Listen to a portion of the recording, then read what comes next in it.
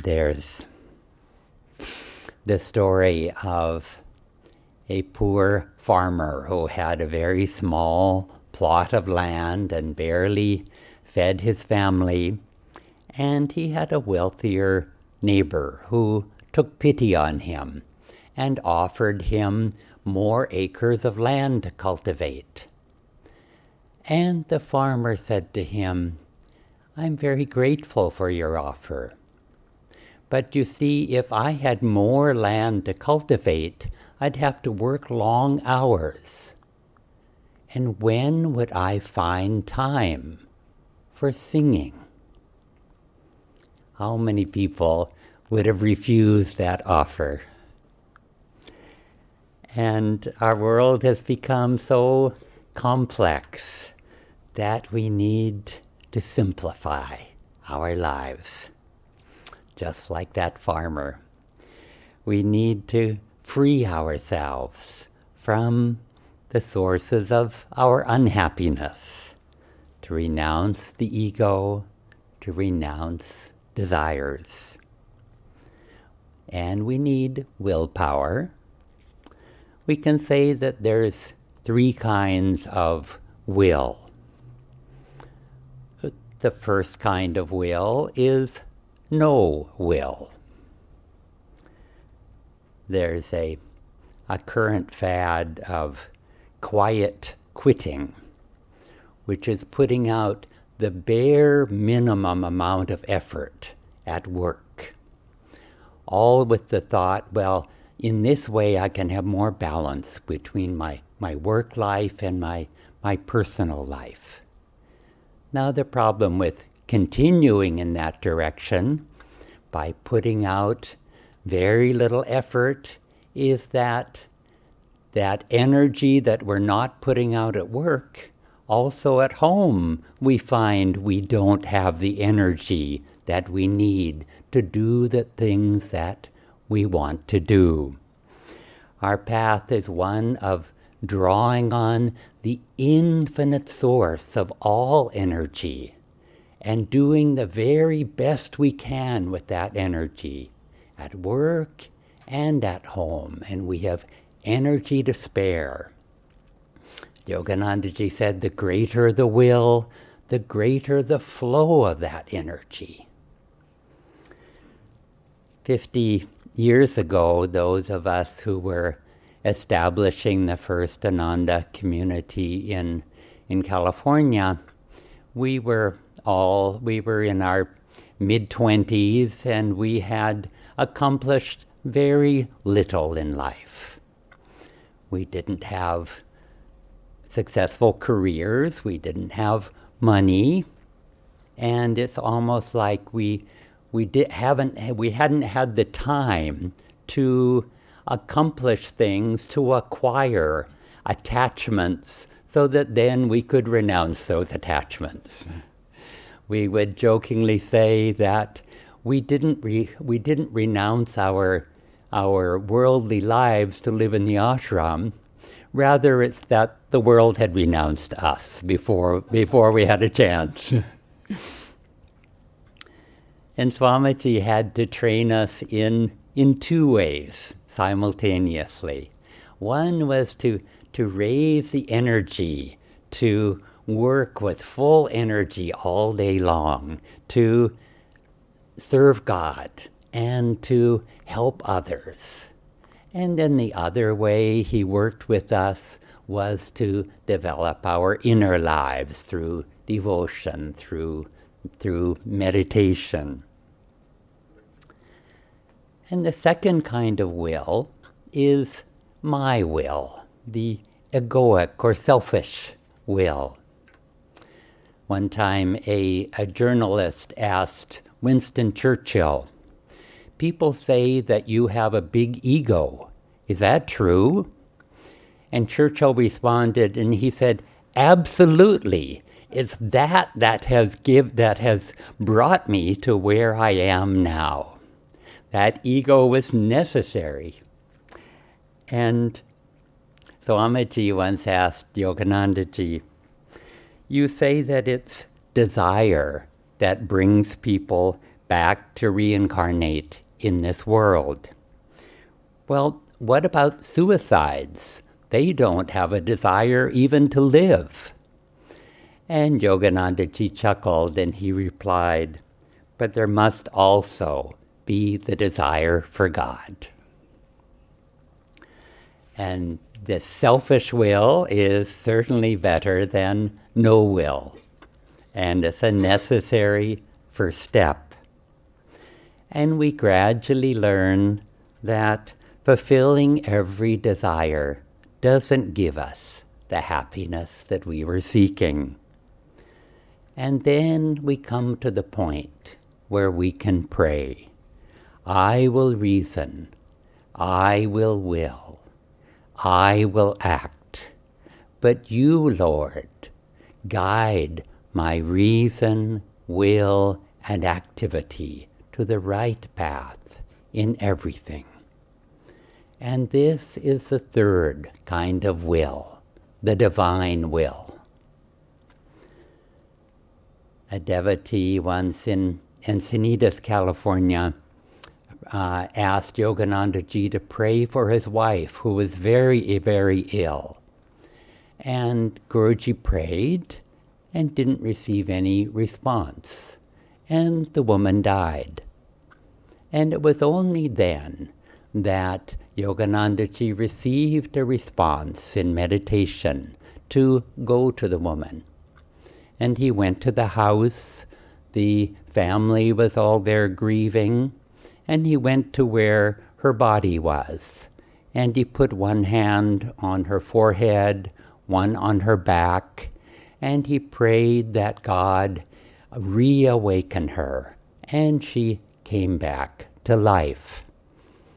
Another time here in India, when he resurrected the friend of a relative, afterwards he was asked, well, now, did you help this person because you knew them or because God told you to? And Master responded that, I would not have come unless God had told me that I only follow His will. And if we follow His will so completely, then we no longer have any desires of our own because we're completely in tune with that divine will. Krishna tells us, desire is the destroyer of wisdom and self-realization. And in this passage, he also gives us clear, practical instructions to overcome those desires.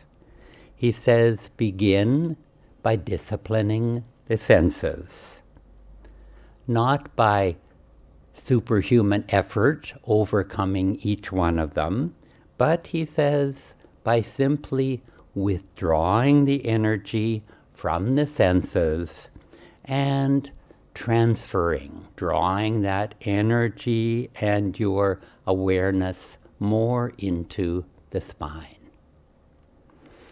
And Gandhi would detach himself from the senses. Gandhiji would detach himself from the senses, eating bitter neem paste, bit by bit, very slowly, as if he was enjoying a sweet. And Krishna goes on to say, discipline the senses, then destroy desire by casting it from your heart. And Swamiji, earlier I alluded to it, Swamiji also gives us very practical techniques here. When he says, make a mental hawan and cast into those flames every desire that you have, every attachment you can think of, one by one, and let them mentally be dissolved in those flames. Or, he said also to visualize your heart And visualize radiating out from your heart different strings, many strings, with each one being a desire or an attachment. And mentally with scissors cut each one of those strings that binds you to the outside world.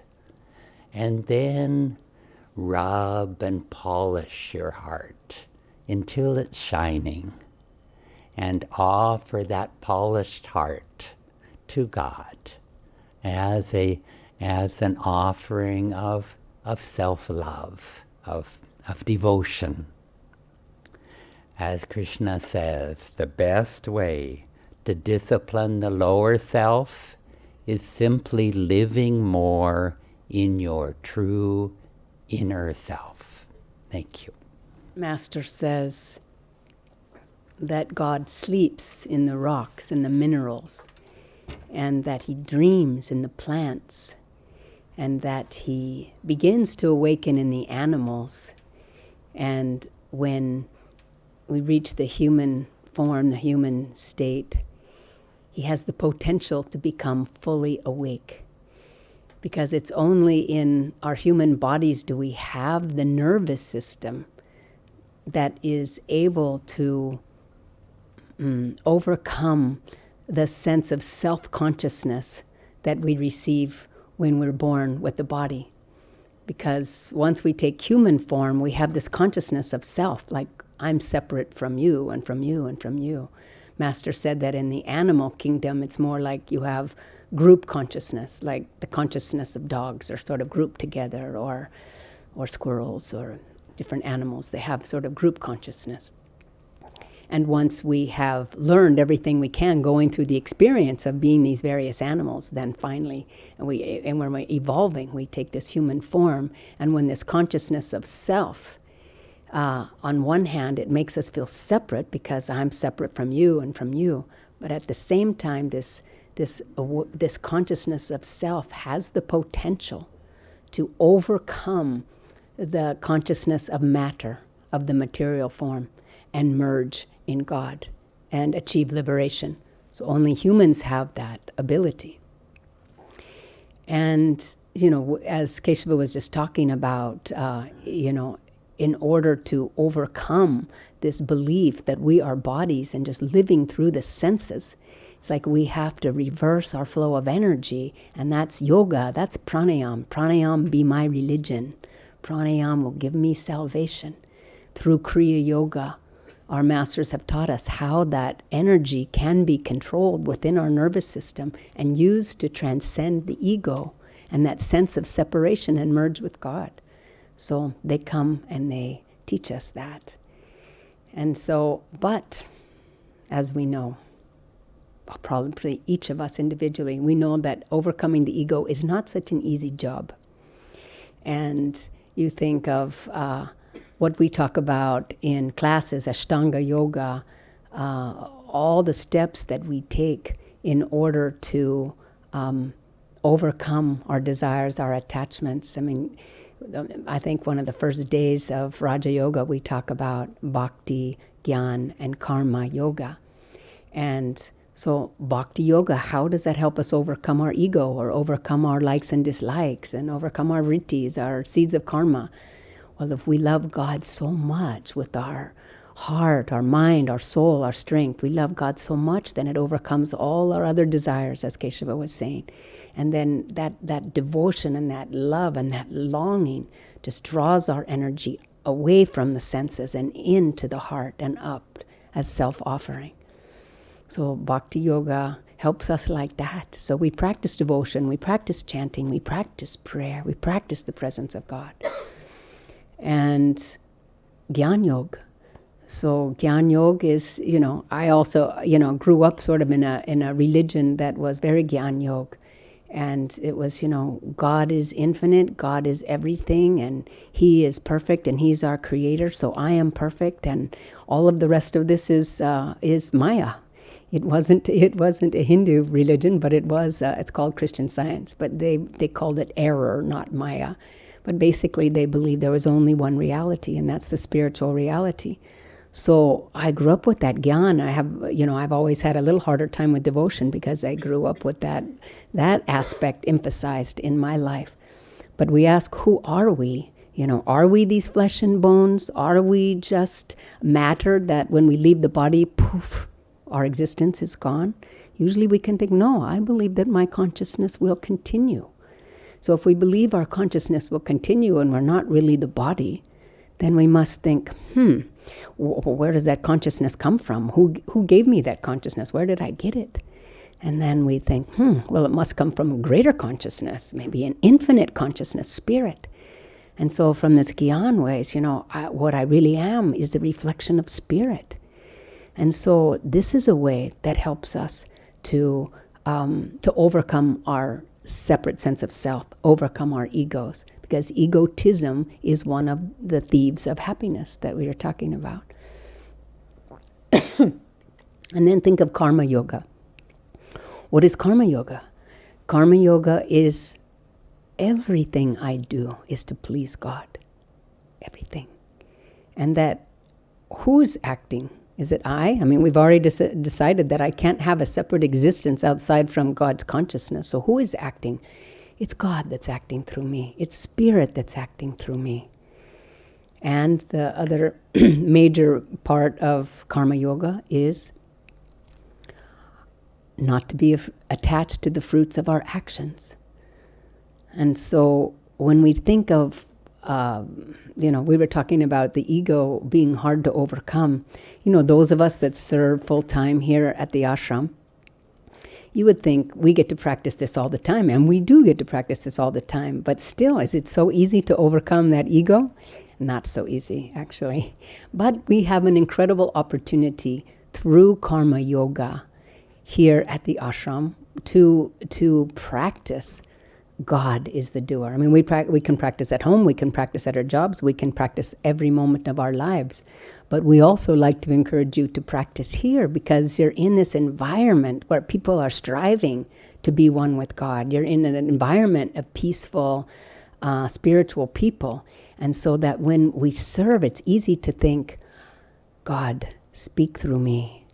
God, use my voice, use my thoughts, use my hands, use my feet to share love with one another. It may not be quite so easy to remember that in the heat of an argument at the office. We should, but we can practice here where it's easier. And so if we do karma yoga, we've just started recently all these new seva teams. If you haven't joined a seva team, please speak to Chika after this satsang and join one of the seva teams. We have lots of opportunities. If you're not a supporting member, please become a supporting member. Anyway, this karma yoga is the way that we can feel God flowing through us all the time. We need to apply also to our meditation practice. Swami Kriyananda came outside to a group of us one time at the Expanding Light in California. There was a lot of us. We were weeding the weeds in the flower pots. And he said, "What are you doing?" And we said, "We're doing karma yoga." And he said, Kriya Yoga, or meditation, is the very highest form of karma yoga. So we think about, what do we think about when we meditate? Do we think, if I meditate for this half hour every day, I hope that God gives me peace, or I hope that I can make better decisions at work, or if I do this many Kriya Yoga kriyas over this many years, mathematically, perhaps I will achieve liberation in that way. Or we think, if I meditate every day and I sort of keep my vow to practice meditation every day, then I will be able to get a raise, or get my children into college, or find a spouse for my child. We sort of think, if I meditate, this will happen. But we don't think so much about, we're just here to give our love to God. That is why we sit. Let's think of our meditation as true karma yoga. Who's meditating anyway? Whose energy is flowing through us? Whose love are we offering to God? It's only God's love flowing through us. And are we attached to the fruit of our actions? Are we attached to the fruit of our meditation? I had a dry meditation all week long. Every single day, it was mostly just technique and routine, and I did not feel any bliss or light from God. And I'm maybe going to give up on this meditation. We are not meditating for the fruits. We are meditating to give our love to God. And when you think of just being with Him, just call to Him. This is why we want to sit and just be with Him. We want Him to guide everything in our lives, including our meditation.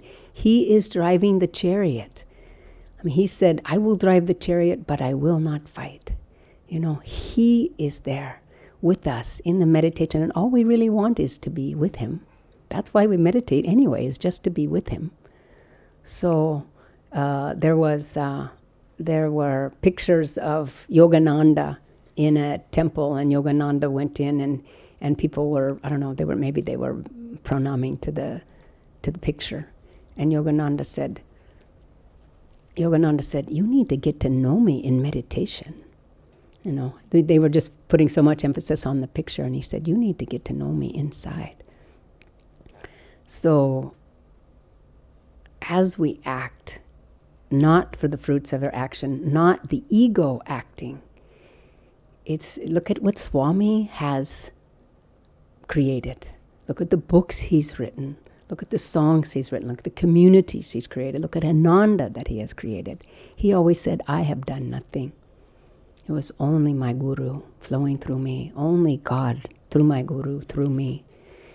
And Yogananda has said, 25% our effort, 25% the effort of the Guru on our behalf, and 50% God's grace that we can do anything, that we can achieve enlightenment, that we can meditate, that we can serve, that we can progress spiritually.